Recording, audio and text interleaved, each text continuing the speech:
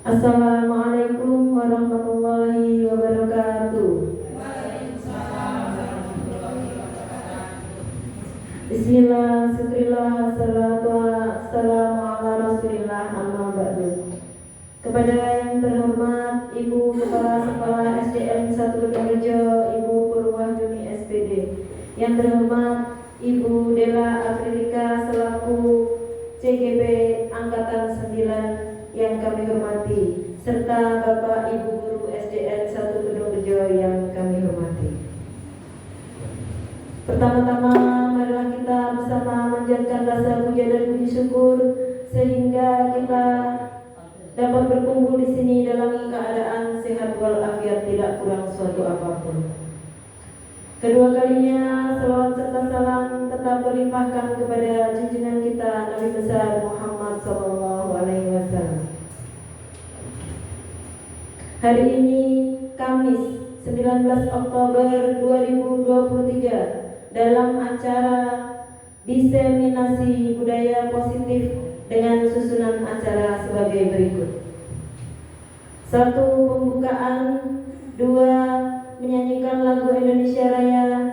3. Sambutan kepala sekolah. 4. Acara inti. 5. Doa. 6. Penutup. Untuk memasuki acara yang pertama, marilah kita buka acara pada hari ini dengan bacaan Ummul Quran. Semoga acara pada siang hari ini berjalan lancar. Al-Fatihah.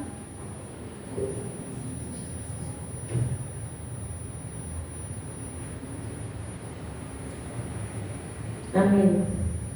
Untuk acara yang kedua, menyanyikan lagu Indonesia Raya. Dimohon para hadirin Bapak Ibu untuk berdiri sejenak.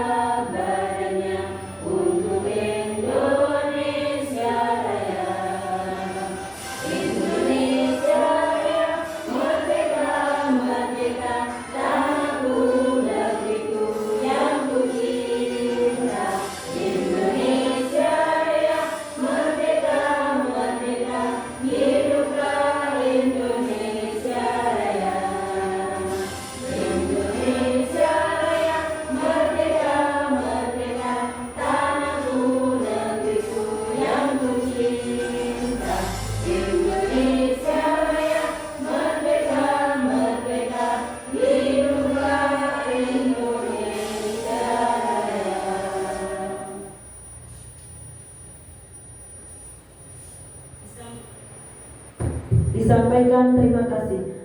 Hadirin dimohon duduk kembali.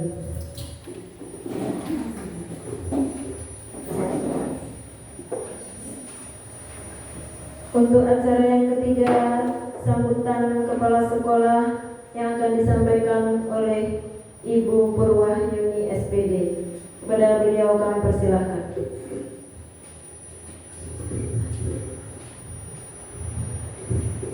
Terima kasih. Assalamualaikum warahmatullahi wabarakatuh.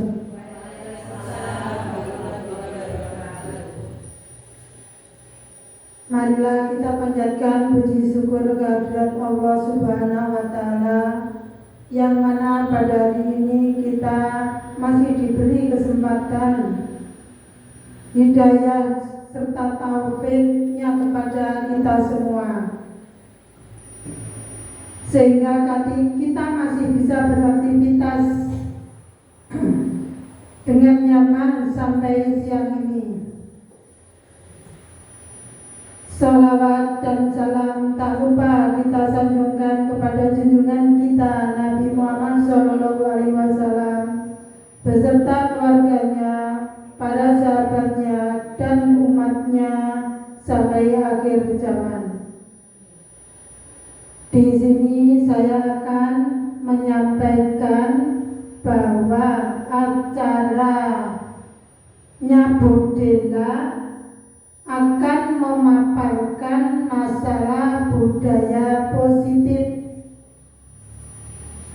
Karena apa? Pendidikan ini merupakan aset terbesar untuk meningkatkan SDM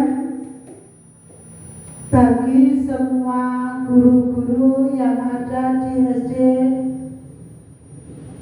Kedungrejo 1.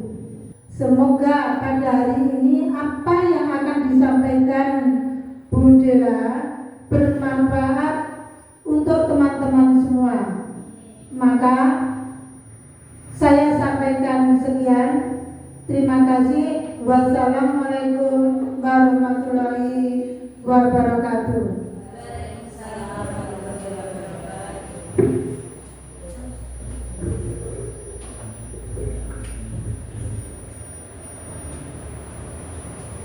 Demikian sambutan dari Ibu Kepala Sekolah SDN 1 Kedungrejo. Disampaikan terima kasih. Untuk acara selanjutnya yaitu acara inti, yaitu diseminasi budaya positif oleh Ibu Dela Aprilika selaku CGP Angkatan 9 Kabupaten Banyuwangi. Pada Ibu Dela kami persilahkan.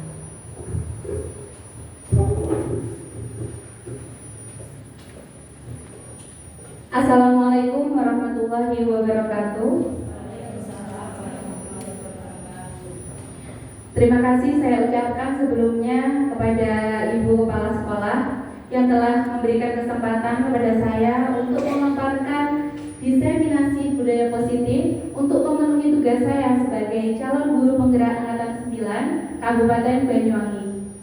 Yang kedua, saya ucapkan terima kasih kepada rekan-rekan SD Negeri 1 Kedungrejo yang telah meluangkan waktunya pada siang hari ini untuk sama-sama mengikuti dan belajar bersama tentang diseminasi modul 1.4 budaya positif.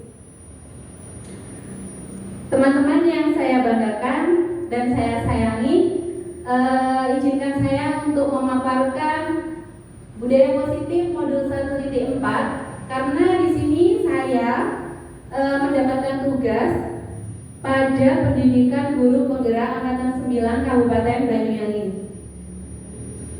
Langsung saja kita mulai. Nah, teman-teman, yang pertama ada tujuan pendidikan. Menurut Ki Hajar Dewantara, tujuan pendidikan adalah menuntun segala kodrat yang ada pada anak-anak agar mereka dapat mencapai keselamatan dan kebahagiaan yang setinggi-tingginya, baik sebagai manusia dan juga sebagai anggota masyarakat. Oleh sebab itu, pendidikan itu hanya dapat menuntun tumbuh dan hidupnya kekuatan kodrat yang ada pada anak-anak, agar dapat memperbaiki lakunya, bukan dasarnya hidup dan tumbuhnya kekuatan kodrat anak. Nah, di sini maksudnya adalah kita sebagai guru, kita hanya bisa menuntun kodrat anak, kodrat yang dimiliki oleh anak, yaitu kodrat alam dan kodrat zaman sudah melekat pada mereka. Maka dari itu kita hanya bertugas menuntun untuk menebalkan garis-garis samar yang ada pada anak tersebut. Kemudian yang kedua, budaya positif. Apa yang dimaksud budaya positif di sini? Budaya positif di sekolah yaitu nilai dan kebiasaan di sekolah yang berpihak kepada murid agar mereka dapat berkembang menjadi pribadi yang kritis, penuh hormat, dan bertanggung jawab sesuai dengan profil pelajar Pancasila. Nah, sekarang saya tanya, apakah di sekolah kita sudah ada nilai dan kebiasaan yang mencerminkan budaya positif? Sampun Bapak Ibu? Sampun. Salah satunya apa? Pembiasaan pagi dengan senyum, salam, sapa, kita sambut, kita berikan kepada anak-anak saat mereka datang ke sekolah. Itu juga termasuk budaya positif. Kemudian ada lagi kira-kira apa selain senyum, salam, dan sapa? Membaca juz amma setiap pagi, pembiasaan yang kita lakukan. Kemudian apalagi Bapak Ibu? Menyanyikan lagu Indonesia Raya. Itu juga akan memperkuat karakter atau kepribadian yang kritis, penuh hormat, dan bertanggung jawab sesuai dengan profil pelajar Pancasila yang ada 6 dimensi, yaitu berkebinekaan global, beriman dan bertakwa kepada Tuhan Yang Maha Esa, mandiri, bernalar kritis, kreatif, dan bergotong royong. Jadi tugas kita adalah menebalkan karakter mereka sesuai dengan profil pelajar Pancasila. Baik, selanjutnya konsep utama budaya positif. Nah, apa saja konsep utama budaya positif? Di sini ada 7. Yang pertama adalah perubahan paradigma belajar. Yang kedua, disiplin positif. Yang ketiga, kebutuhan dasar manusia. Yang keempat, motivasi perilaku manusia. Yang kelima, restitusi, posisi kontrol guru. Yang keenam, keyakinan kelas. Dan yang ketujuh, segitiga restitusi. Nah, pada siang hari ini kita akan belajar bersama tentang ketujuh konsep utama budaya positif tersebut. Baik, yang pertama adalah perubahan paradigma belajar. Dalam membangun budaya positif, sekolah dapat menyediakan lingkungan yang positif, aman, dan nyaman agar siswa mampu berpikir, bertindak, dan mencipta dengan merdeka, mandiri, dan bertanggung jawab. Nah, disiplin sangat berkaitan dengan kontrol guru terhadap siswa. Jadi kontrol kita sebagai guru adalah akan mampu membangun budaya positif yang akan kita ciptakan di lingkungan sekolah kita, utamanya untuk siswa kita, supaya mereka mampu berpikir, bertindak, dan mencipta dengan merdeka, mandiri, dan penuh rasa tanggung jawab. Nah, di sini ada teori kontrol dari Dr. William Glasser. Ilusi guru mengontrol murid. Pada dasarnya kita tidak dapat memaksa murid berbuat sesuatu jikalau murid tersebut tidak memilih untuk melakukannya. Jadi kita tidak bisa memaksakan kehendak murid meskipun kita itu gurunya. Yang kedua, ilusi bahwa semua penguatan positif itu efektif dan bermanfaat. Penguatan positif atau bujukan adalah bentuk-bentuk kontrol. Contohnya, nah, nanti belajar sungguh-sungguh, nanti pasti pintar dan juara kelas. Belum tentu mampu menguatkan karakter anak kalau dia sendiri tidak ada motivasi internal dari dirinya sendiri. Yang ketiga, ilusi bahwa kritik dan membuat orang merasa bersalah dapat menguatkan karakter. Ada ya Bu, Pak, ada guru yang biasanya itu membuat anak itu merasa bersalah. Nanti ada kita contohkan nanti. Kemudian yang keempat, ilusi bahwa orang dewasa memiliki hak untuk memaksa. Nah, ini kita di sini lebih dewasa daripada murid-murid kita. Benar begitu? Ya. Jadi kita merasa kadang-kadang kita merefleksi diri kita bareng-bareng ya. Kita sebagai orang yang lebih dewasa dari mereka, kadang kita mempunyai pikiran sedikit memaksa kehendak anak. Anak maunya belajar A, kita gunakan belajar B. Anak maunya senangnya belajar dengan cara A, kita memaksanya dengan cara B. Nah, seperti itu. Kemudian apa makna disiplin? Di sini disiplin positif. Apa sih makna positif disiplin? Disiplin berasal dari bahasa Latin disiplina yang artinya belajar. Disiplin diri membuat orang menggali potensinya menuju sebuah tujuan apa yang dia hargai. Namun dalam budaya kita, makna kata disiplin telah berubah menjadi sesuatu yang dilakukan seseorang pada orang lain untuk mendapatkan kepatuhan. Patuh. Kecenderungan umum adalah menghubungkan kata disiplin dengan ketidaknyamanan. Benar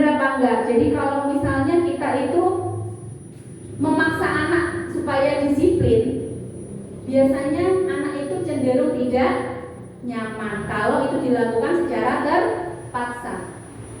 Bukan dengan apa yang kita hargai atau pencapaian suatu tujuan yang mulia.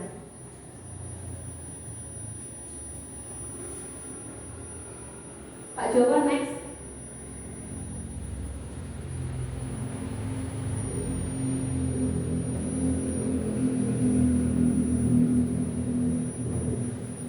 Nah, disiplin adalah kemampuan memerintah diri sendiri dalam mengontrol dan menguasai diri untuk memilih tindakan yang mengacu pada nilai-nilai yang kita hargai dengan penuh tanggung jawab tanpa terperintah orang lain.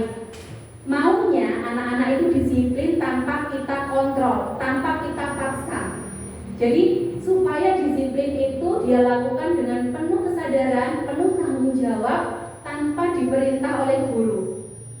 Nilai-nilai yang kita hargai adalah nilai kebajikan. Nilai kebajikan di sini maksudnya sifat positif manusia yang merupakan tujuan mulia yang ingin dicapai setiap individu, yaitu nilai-nilai dalam profil pelajar Pancasila. Nah, seorang guru harus memahami dasar kebutuhan siswa. Di sini dasar kebutuhan manusia itu bermacam-macam, terutama siswa kita. Ada berapa itu? Di sebelah sana. Ada 5 kebutuhan dasar manusia yang harus kita kenali. Yang pertama, bertahan hidup, yaitu sandang, pangan, papan, dan rasa aman. Bagaimana anak bertanggung jawab di sekolah apabila dia merasa takut ke sekolah. Makanya sekolah aman, sekolah ramah anak itu penting supaya mereka nyaman berada di sekolah. Kemudian yang kedua, kasih sayang dan rasa diterima. Anak cenderung mencari perhatian, betul? Ada nggak anaknya bapak ibu di sini di kelas yang selalu cari perhatian aja? Lompat sana, lompat sini. Berarti kebutuhan dasarnya yang belum terpenuhi adalah kasih sayang. Mungkin dia di rumah kurang mendapatkan perhatian dari orang tua, makanya dia mencari perhatian kita di sekolah. Seperti itu. Kemudian yang ketiga adalah kesenangan. Apabila anak senang di sekolah dengan gurunya, tentu anak tersebut mudah mendapatkan ilmu. Kalau anak sudah terpikat sama gurunya, sudah sayang sama gurunya, sudah senang sama gurunya, pelajaran atau materi apapun yang kita berikan kepada anak kita pasti akan lebih cepat diterima. Yang keempat adalah kebebasan dalam artian mengungkapkan pendapat, bebas menentukan pembelajaran yang kita inginkan. Pembelajaran berdiferensiasi yang sudah kita kenal, yang sudah kita pahami dalam kurikulum Merdeka Belajar adalah pembelajaran berdiferensiasi. Anak kita ajak untuk belajar sesuai dengan minat dan bakatnya, tidak boleh kita paksakan. Anak yang bakat atau minatnya dengan kinestetik misalnya ya, anak yang kinestetik tidak bisa dipaksa dengan dia disuruh menulis, membaca, duduk tenang, duduk diam. Anak yang kinestetik akan mencari sesuatu yang aktif, dia bergerak ke sana, bergerak ke sini. Makanya kita manfaatkan dengan pembelajaran yang aktif. Anak yang senang ngomong, anak yang akan cenderung lebih senang jika pembelajarannya atau dia belajar dengan cara presentasi, misalnya menyanyi, tampil ke depan, role play, bermain drama dengan teman-temannya, seperti itu. Kemudian penguasaan, kebutuhan dasar manusia yang terakhir yaitu penguasaan. Anak ingin diakui bahwa dia merasa hebat. Kadang-kadang kalau teman-temannya merasa dia hebat, dia akan penuh rasa percaya diri. Dia akan senang kalau teman-temannya semuanya mengakui bahwa dia adalah hebat. Ini adalah 5 kebutuhan dasar manusia. Dan sebagai guru kita harus bisa mencari tahu sebenarnya kebutuhan dasar apa yang dibutuhkan atau yang belum terpenuhi dari siswa kita. Ini ada kasus di sini, contoh kasus ya, langsung ke contoh kasus. Ibu Ani, guru kelas 6 di SD Harapan Bangsa, murid di kelas bernama Andi, sedang bingung menghadapi ulah salah satu muridnya. Beberapa anak telah datang dan mengeluhkan Andi yang seringkali meminta bekal makan siang mereka dengan paksa. Jika Anda menghadapi situasi seperti Bu Ani, apa yang akan Anda lakukan? Menurut Anda, kira-kira apa alasan Andi melakukan hal itu? Bayangkan kalau kita punya muridnya itu suka minta makan siang secara paksa kepada teman-temannya. Apa yang harus kita lakukan? Nah, dalam konteks penerapan disiplin positif, Ibu Ani sebaiknya mencari tahu alasan Andi melakukan tindakan tersebut agar mengetahui kebutuhan mana yang sedang berusaha dipenuhi oleh Andi. Tadi ada berapa? 5 dasar kebutuhan manusia. 5 dasar bertahan hidup, kasih sayang, rasa diterima, penguasaan. Yang kelima, kesenangan ya. Jadi bertahan hidup, Andi benar-benar lapar dan orang tuanya tidak membawakan bekal makan siang. Mungkin seperti itu alasannya Andi suka minta paksa makan ke temannya. Yang kedua, teman Andi jadi perhatian Andi. Dia pengen diperhatikan oleh temannya. Yang ketiga, dia merasa hebat karena temannya ketakutan. Ada loh Bu, anak yang seperti itu memang. Jadi dia itu senang kalau temannya itu takut sama dia. Yang keempat, kebebasan. Andi merasa bosan dengan makan siang yang itu-itu saja, yang selalu menunya sama. Terus yang terakhir, Andi hanya iseng dan dia menikmati ekspresi wajah temannya yang kesal. Ini adalah kesenangan. Kita sebagai guru dicari tahu dulu, jangan langsung menghakimi atau memarahi si Andi. Jadi kenapa dia kok sampai bekal makan temennya itu diambil secara paksa? Mungkin kelima ini ada satu yang belum terpenuhi dari diri Andi. Kemudian yang keempat, teori motivasi perilaku manusia. Untuk menghindari ketidaknyamanan atau hukuman, apa yang akan terjadi apabila saya tidak melakukannya? Itu motivasi eksternal. Yang kedua, untuk mendapatkan imbalan dari orang lain atau institusi, apa yang akan saya dapatkan apabila saya melakukannya? Motivasi eksternal. Kemudian untuk menghargai diri sendiri, saya akan menjadi orang seperti apa bila saya melakukannya. Ini motivasi internal, tujuannya adalah disiplin positif. Jadi orang itu melakukan sesuatu pasti ada motivasinya. Begitu juga kita, sama dengan siswa kita. Kita melakukan suatu tindakan itu, apakah ini benar-benar dari tujuan disiplin positif diri kita, dari diri kita? Apakah kita hanya menginginkan motivasi dari orang lain? Contohnya penghargaan, reward, atau mungkin pujian. Nah, selanjutnya ada hukuman dan sanksi atau konsekuensi. Contohnya adalah ini dalam kasusnya Iva. Iva kurang menguasai pelajaran matematika sehingga pada saat pelajaran tersebut dia lebih banyak diam diri dan menggambar di buku pelajarannya. Ada kan siswa kalau nggak senang pelajaran A, dia memilih dengan menggambar atau melakukan hal yang dia senangi. Kemudian Pak Seno menanyakan pertanyaan Iva kepada Iva, kemudian Iva menjadi gugup dan tak sengaja menjatuhkan tasnya dari kursi. Serta tiba-tiba menjadi gagap pada saat berupaya menjawab. Seluruh kelas pun tertawa melihat perilaku Iva yang bicara tergagap dan terkejut tersebut. Pak Seno pada saat itu membiarkan teman-teman Iva menertawakan Iva yang tergagap dan malu luar biasa, dan malahan minta Iva untuk maju ke depan dan berdiri di depan kelas sambil menunjuk hidungnya karena tidak bisa menjawab pertanyaan Pak Seno.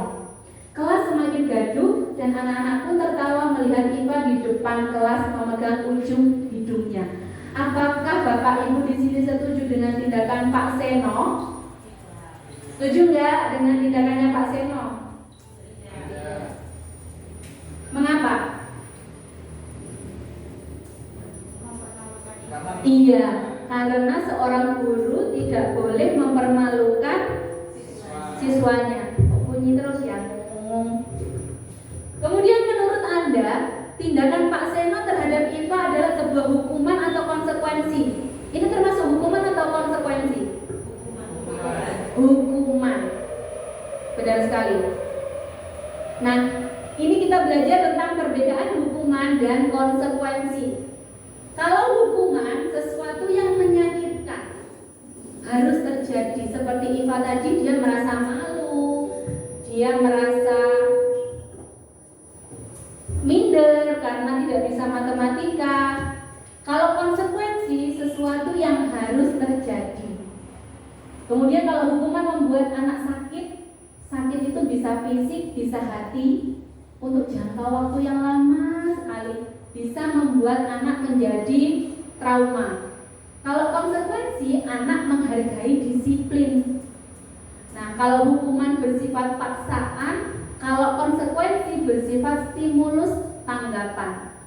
Kalau hukuman mendorong anak menyakiti dirinya sendiri, kalau konsekuensi mendorong anak agar mudah menyesuaikan diri. Kemudian kalau hukuman konsep diri yang buruk, kalau konsekuensi konsep dirinya akan lebih baik. Anak belajar untuk menyembunyikan kesalahan, kalau konsekuensi anak belajar untuk mematuhi peraturan. Kalau konsekuensi dia ada rasa marah, rasa bersalah karena dipermalukan, merasa tidak dihargai di depan teman-temannya. Akan tetapi kalau konsekuensi kehilangan hak, dibuat tidak nyaman, diasingkan hanya untuk sementara waktu. Mari berlatih hukuman atau konsekuensi. Nah, ini tugasnya Bapak Ibu. Tindakan guru, Bapak Ibu tentukan hukuman atau konsekuensi ya. Contoh yang pertama, mencatat 100 kali di dalam buku kalimat saya tidak akan terlambat lagi karena terlambat ke sekolah. Hukuman atau konsekuensi?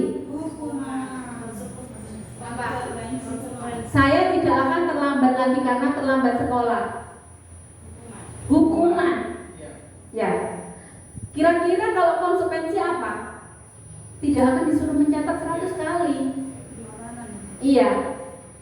Ya, dia akan disuruh untuk mungkin kalau misalnya terlambat belajar, mengulang pelajaran yang tadi sudah dijelaskan sama gurunya, dia suruh membaca. Nah, itu adalah konsekuensinya.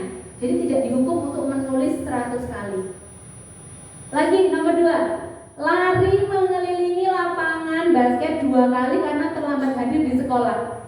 Hukuman atau konsekuensi? Hukuman. Yang ketiga, murid diminta untuk push up 15 kali karena tidak menggunakan masker ke sekolah. Hukuman. Konsekuensinya harusnya dia mengambil masker atau telepon orang tuanya untuk diantarkan masker.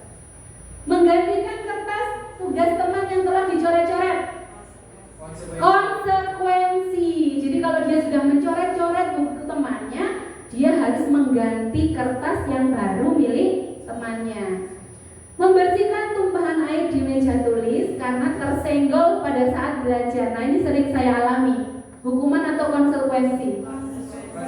Konsekuensinya ya harus membersihkan karena dia yang menumpahkan. Murid diminta bertelanjang kaki sepanjang hari karena tidak mengenakan sepatu hitam sesuai peraturan sekolah. Hukuman. Tidak perlu kita menghukum anak sampai begitu ya Pak, Bu. Terakhir, melakukan pemanasan sendiri karena terlambat 10 menit untuk pelajaran PJOK atau olahraga. Pak Kakak ini? Konsekuensi. Jadi kalau terlambat, temannya sudah mulai olahraga, dia harus melakukan pemanasan sendiri, tidak apa-apa. Baik, lanjut. Masih semangat Bapak Ibu? Masih. Terima kasih. Next.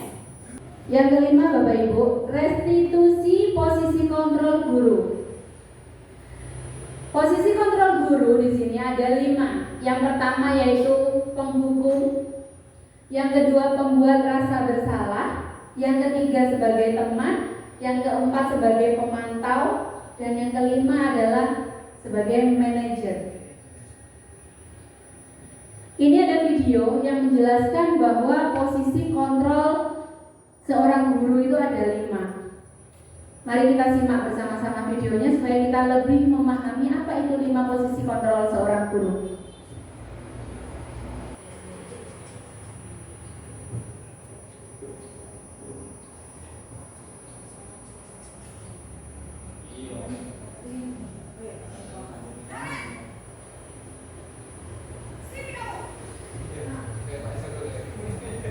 Nah, ini ada Narem yang sering terlambat. Perhatikan posisi kontrol seorang gurunya sebagai apa.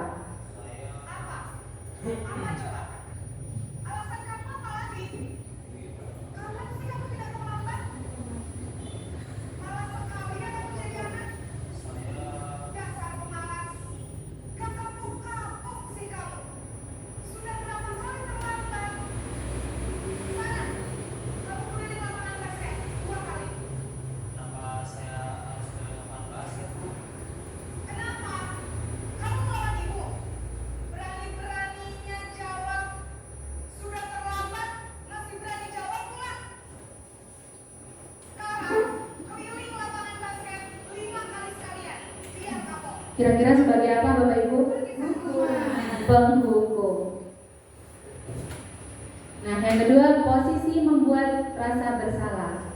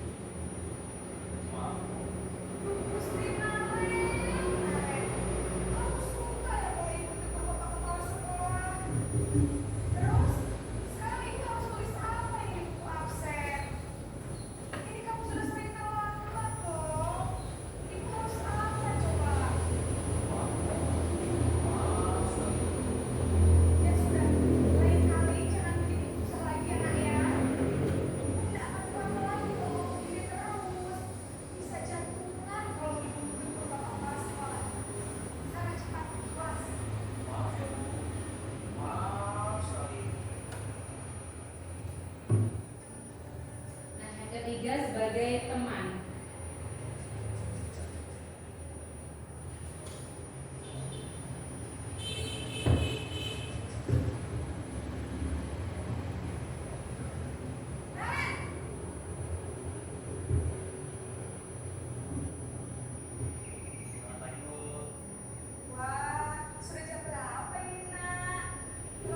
Ngomongnya lebih santai ya, seperti temannya sendiri.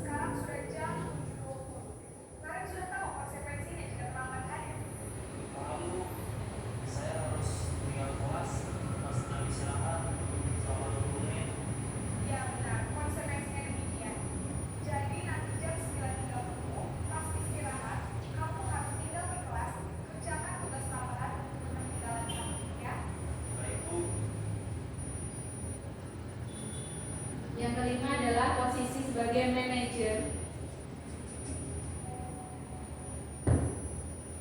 Diharapkan sebagai guru, posisi kita adalah sebagai manajer.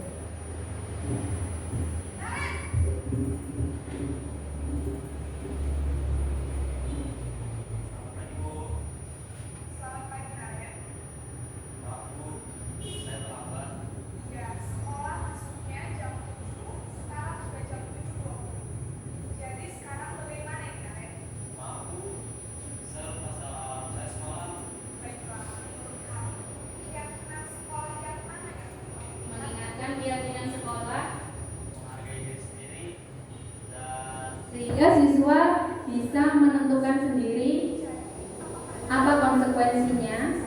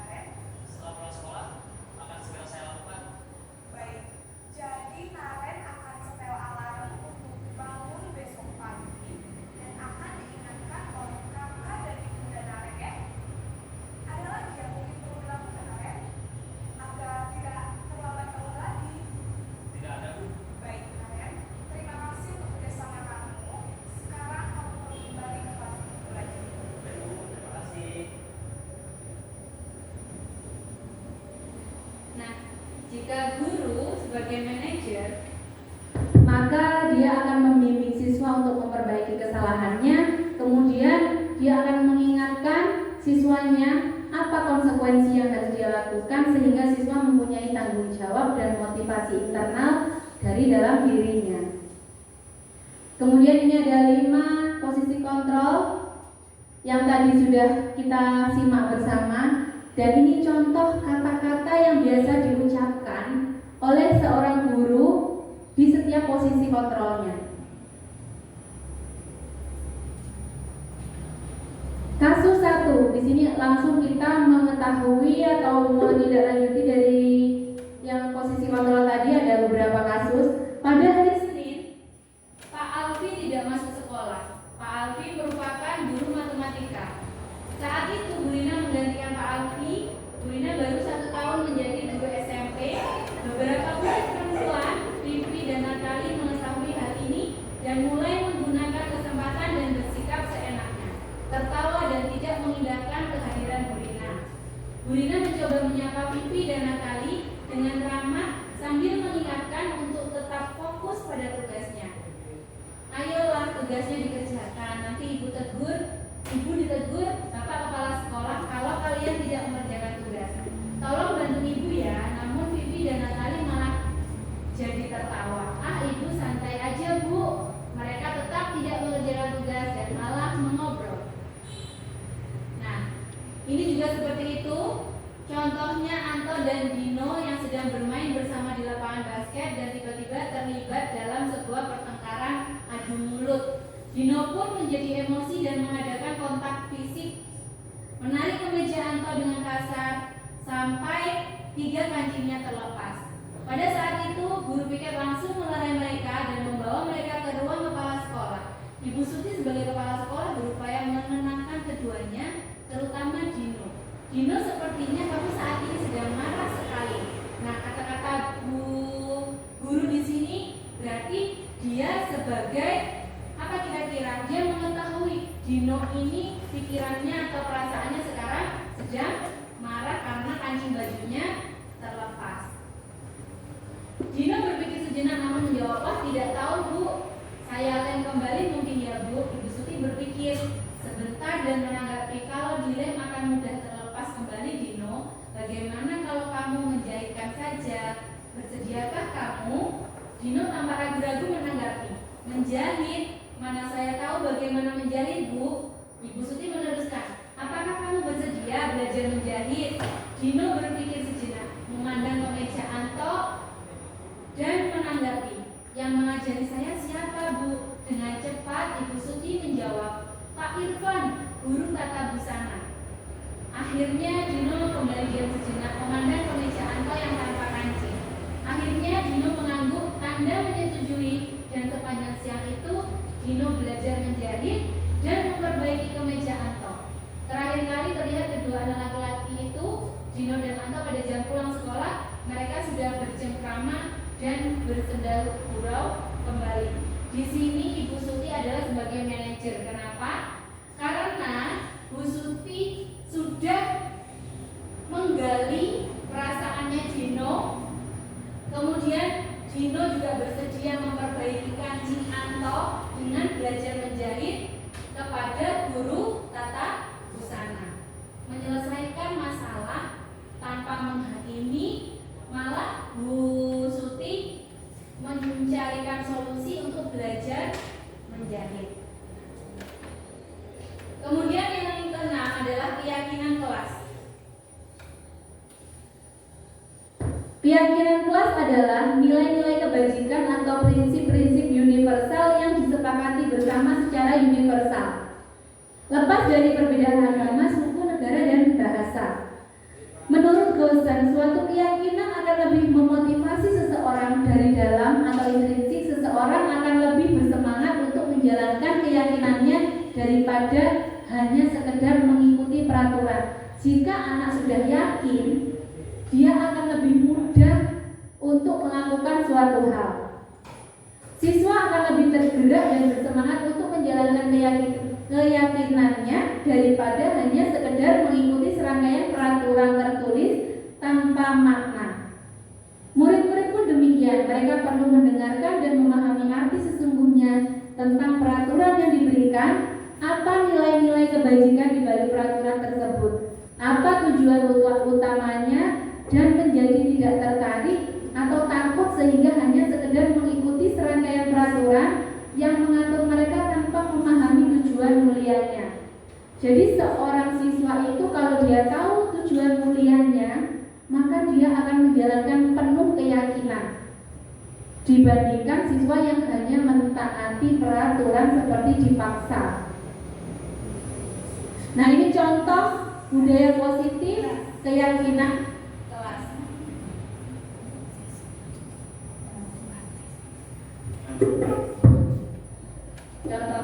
Contoh keyakinan kelas, datang ke sekolah tepat waktu. Awal pembelajaran dengan doa, peduli sesama, belajar dengan berbeda dan bahagia, siap kerja mandiri dan kolaborasi. Ini contoh keyakinan kelas. Nanti saya juga akan memberikan contoh keyakinan di kelas saya yang sudah saya buat. Nah, ini perbedaan peraturan dan keyakinan kelas. Selalu kembalikan buku ke tempatnya. Keyakinan kelasnya tanggung jawab. Dilarang mengganggu orang lain. Keyakinan kelasnya menghormati orang lain. Jadi kata dilarangnya dihilangkan. Hadir di sekolah 15 menit sebelum pembelajaran dimulai. Keyakinan kelasnya menghormati orang lain untuk berkomitmen. Dilarang melakukan kekerasan. Keyakinan kelasnya tentang keselamatan, menghormati orang lain. Dilarang menggunakan narkoba. Alasannya keyakinan kelasnya kesehatan. Bergantian atau menunggu giliran, menghormati orang lain, bersabar. Gunakan masker. Keyakinan kelasnya tentang kesehatan dan keselamatan. Jangan berlari di kelas atau koridor. Keyakinan kelasnya keselamatan dan keamanan. Nah, ini adalah pembentukan keyakinan sekolah atau keyakinan kelas. Ciri-ciri keyakinan kelas bersifat lebih abstrak daripada peraturan yang lebih rinci dan konkret. Keyakinan kelas berupa pernyataan-pernyataan universal. Pernyataan keyakinan kelas senantiasa dibuat dalam bentuk positif, tidak ada larangan negatif. Keyakinan kelas kelas hendaknya tidak terlalu banyak sehingga mudah diingat dan dipahami oleh semua warga kelas. Keyakinan kelas sebaiknya sesuatu yang dapat diterapkan di lingkungan tersebut. Semua warga kelas hendaknya ikut kontribusi dalam pembuatan keyakinan kelas lewat kegiatan curah pendapat. Bersedia meninjau kembali keyakinan kelas dari waktu ke waktu. Jadi keyakinan kelas itu bisa dirubah kembali jika dirasa itu sudah tidak sesuai. Nah, ini contoh keyakinan kelas yang saya terapkan di kelas saya. Monggo kita simak bersama-sama.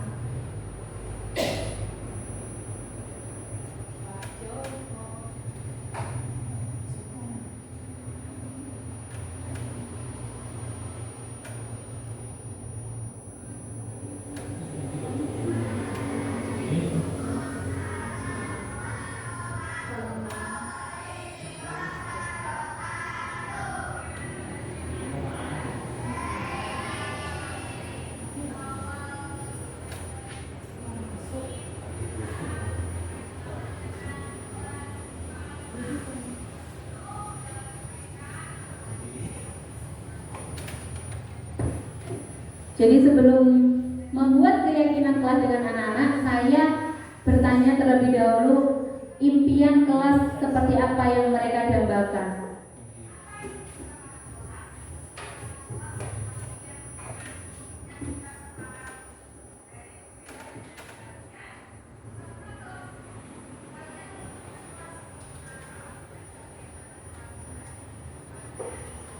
Kemudian mereka menuliskannya dalam sticky note yang akan mereka tempelkan satu persatu berdasarkan kelas impian mereka masing-masing. Tentu setiap siswa memiliki kelas impian mereka sendiri.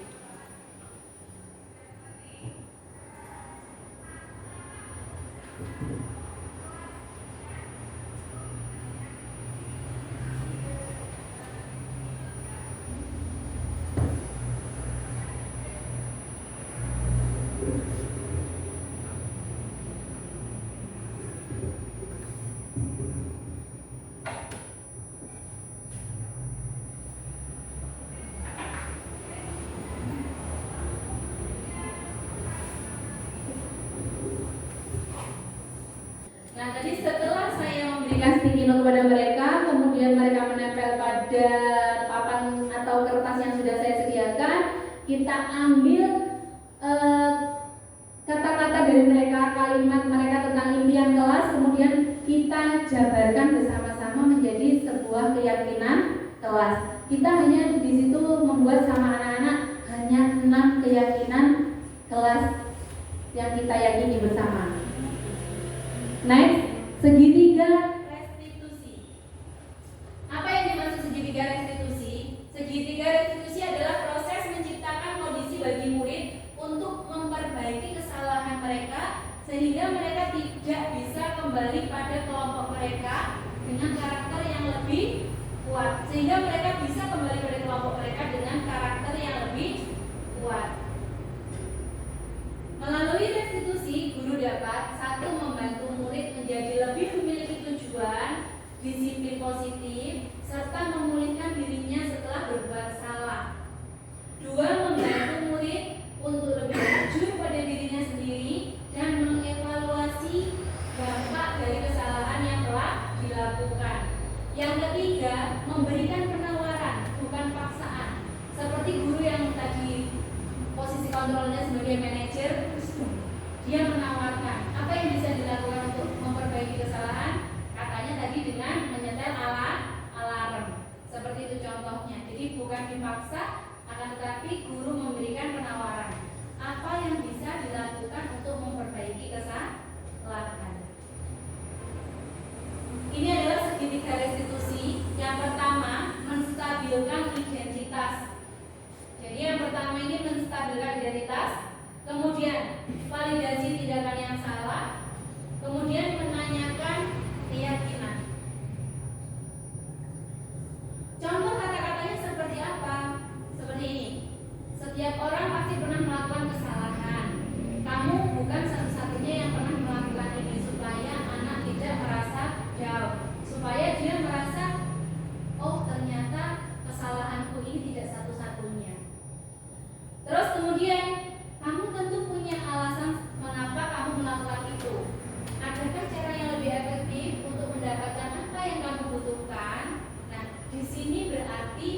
anak itu merasa orang yang bertanya kepada dia itu sangat mengerti perasaannya. Kamu tentu punya alasan mengapa kamu melakukan itu. Jadi yang ketiga, menanyakan keyakinan, nilai-nilai apa yang telah kita sepakati, seperti misalnya keyakinan kelas tadi. Apakah yang dia perbuat, kesalahan yang dia perbuat itu sesuai dengan keyakinan yang telah disepakati? Kamu ingin menjadi orang yang seperti apa? Jadi kita tanya anaknya, selanjutnya ingin menjadi orang seperti apa? Dan dengan segitiga revolusi ini, kita bisa melakukan hal tersebut untuk memperbaiki kesalahan anak-anak kita tanpa menghakimi mereka. Jadi menyelesaikan masalah tanpa mereka merasa terhakimi. Tahapannya seperti ini Bapak Ibu, menstabilkan identitas, kata-katanya seperti ini, sudah saya contohkan tadi. Kemudian yang kedua, validasi tindakan yang salah, kata-katanya seperti ini. Kamu pasti punya alasan mengapa melakukan itu. Kamu paling bangga pada dirimu sendiri karena kamu telah melindungi sesuatu yang penting buatmu. Kemudian yang ketiga, menanyakan keyakinan, apa yang kita percaya sebagai anggota kelas ini maksudnya, atau anggota keluarga, misalnya kalau dia bermasalah dalam keluarganya. Apa nilai-nilai umum yang kita telah sepakati? Apa bayangan kita tentang kelas yang ideal? Kamu mau jadi orang seperti apa? Jadi kita kembalikan lagi kepada anak yang melakukan kesalahan atau melakukan pelanggaran. Ini contoh penerapan segitiga restitusi di kelas saya.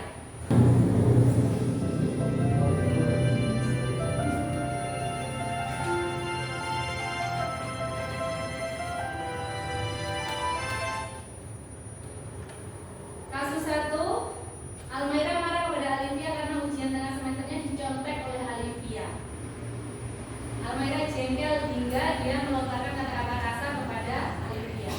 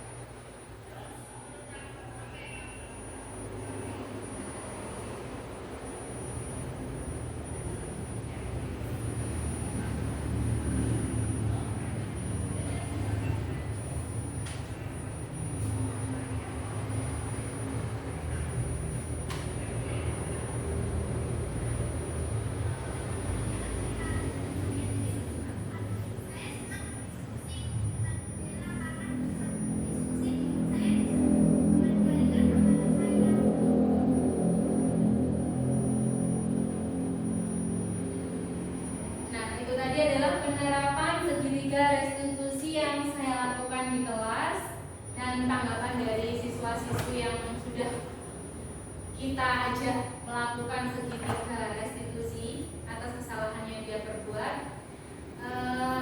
Saya rasa cukup sekian pemaparan diseminasi keyakinan kelas dan budaya positif yang terjadi di kelas saya. Semoga bermanfaat untuk kita semua. Terima kasih, saya kembalikan kepada pembawanya. Wassalamualaikum warahmatullahi wabarakatuh. Waalaikumsalam warahmatullahi wabarakatuh. Demikian tadi pemaparan diseminasi budaya positif oleh Bu Dela, disampaikan. Terima kasih.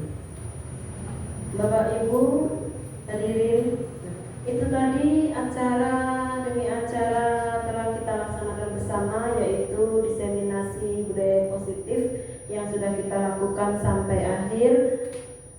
Kemudian semoga acara tadi memberikan manfaat bagi kita semua sehingga kita dapat mengikuti pelatihan seperti yang dilakukan oleh Bu Dela. Dan sebelumnya saya sebagai pembawa acara juga mohon maaf apabila ada kesalahan dan kekurangan. Juga kami juga menyampaikan terima kasih atas bantuan Bapak Ibu atau kehadiran Bapak Ibu guru pada hari ini. Marilah acara pada siang hari ini kita tutup dengan bacaan hamdalah. Alhamdulillahirabbil alamin. Terima kasih. Wassalamualaikum warahmatullahi wabarakatuh. Halo, nama saya Almairan. Saya dari kelas 4A. Saya senang berdiskusi dengan Bu Dela karena dengan berdiskusi saya bisa mengendalikan amarah saya. Dengan berdiskusi, saya mudah mengendalikan amarah karena teman-teman saya suka mengganggu saya. Assalamualaikum warahmatullahi wabarakatuh.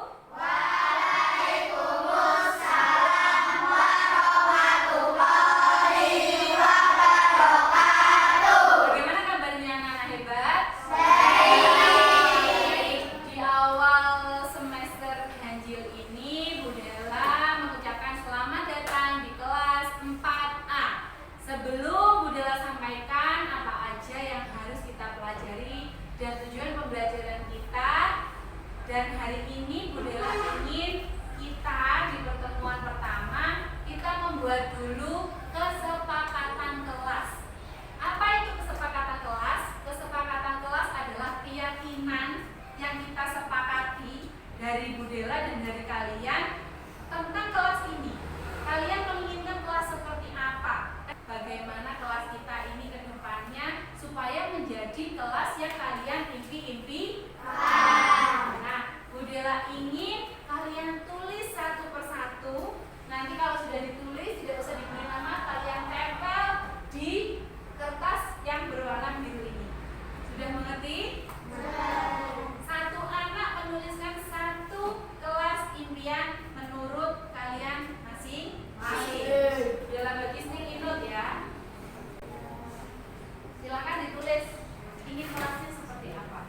Nanti terus kita ada koala.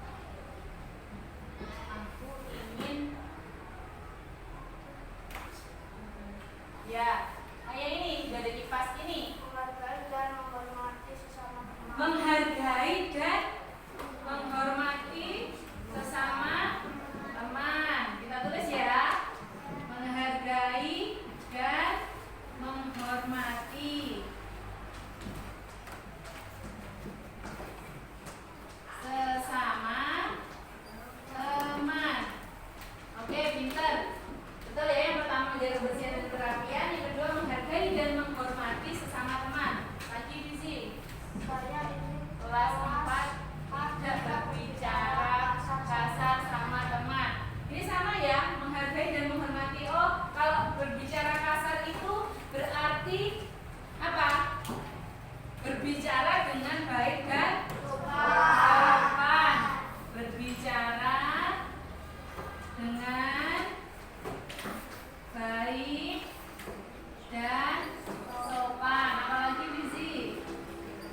selalu mengingatkan teman yang bersalah. Saling mengingatkan jika ada teman yang salah, tidak langsung diolok atau diejek. Benar ya? Saling mengingatkan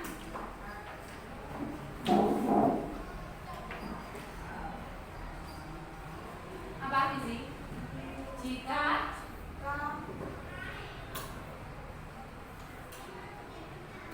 ada teman yang melakukan kesalahan.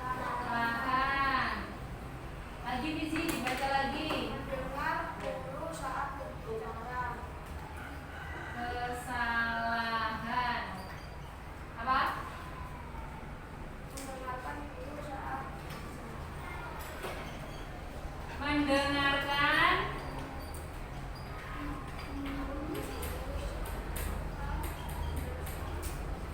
guru saat guru menjelaskan. Apa lagi? aku ingin masuk dan pulang dengan baju rapi. Pulang dan masuk pakai baju yang rapi. Berangkat dan pulang sekolah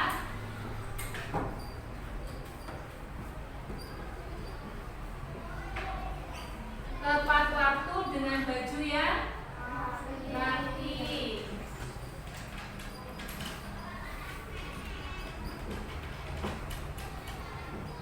Baju yang rapi termasuk kerapian enggak?